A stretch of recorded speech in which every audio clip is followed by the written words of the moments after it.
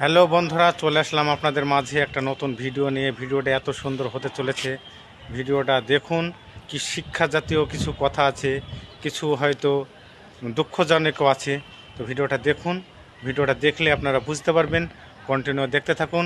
খুব ভালো একটা ভিডিও প্রত্যেকটা মেয়ের জন্য নিয়ে এসেছি একটা এই ভিডিওটা খুব ভালো লাগবে। আর ভিডিওটা যদি ভালো লাগে তো একটু সবার সাথে শেয়ার করে দিবে। তো ভিডিওটা কন্টিনিউ দেখতে থাকুন, আর বক বক না করে চলে আসলাম মূল ভিডিওতে।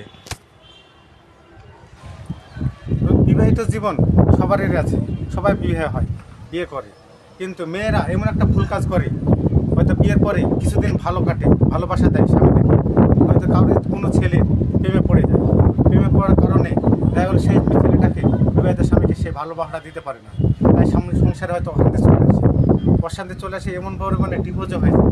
1 বছর বা 2 বছর যেতে না যেতেই তার কাছ থেকে ছাড়ছুড় হয়ে যায়, ডিভোর্স হয়ে যায়। কিন্তু দ্বিতীয়বার অন্য একটা ছেলের সাথে বিয়ে হয়, কিছুদিন যেতে না যেতে দুটো ছেলে অন্য একটা ছেলের সাথে যখন বিয়ে হয়, বিয়ের পরে তাকে কিন্তু সব পরিমাণে ভালোবাসাটা দেয়, যথেষ্ট ভালোবাসাটা সেই ছেলেটাকে দেয়। তারপর কিছুদিন যেতে না যেতেই সেই ছেলেটা জিজ্ঞেস করছে তার স্ত্রীকে যে, হ্যাঁ গো, তোমার আগের স্বামী কিসের জন্য তোমাকে ছেড়ে দিয়েছে?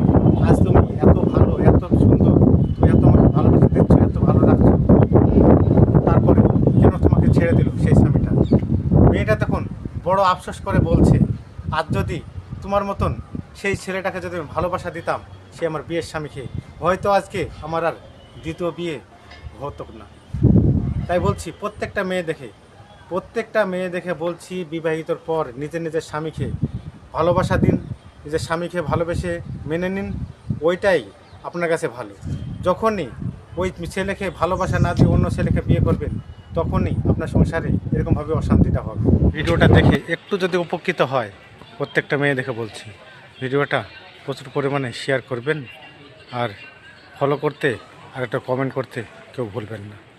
ধন্যবাদ।